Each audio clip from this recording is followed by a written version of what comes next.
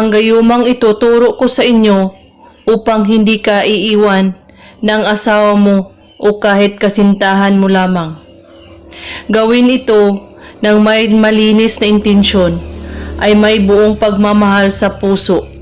Huwag mo itong gawing laro kung ayaw mong magsisisi sa huli. Gawin ito kahit anong oras at araw, basta't bago kayo matulog sa gabi.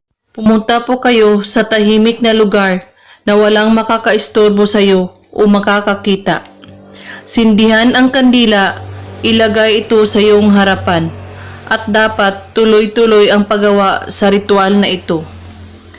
Sa papel, isulat mo ang kanyang pangalan at apelyido ng 5 beses, at pagkatapos, itupi ang papel sa dalawa.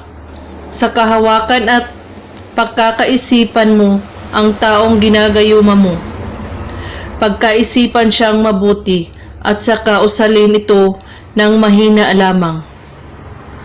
Sukuan, lisumnya, taloble, dipata, lamtan, sanitam, kuriam, sukuhom. Bigkasin ito ng 3 beses.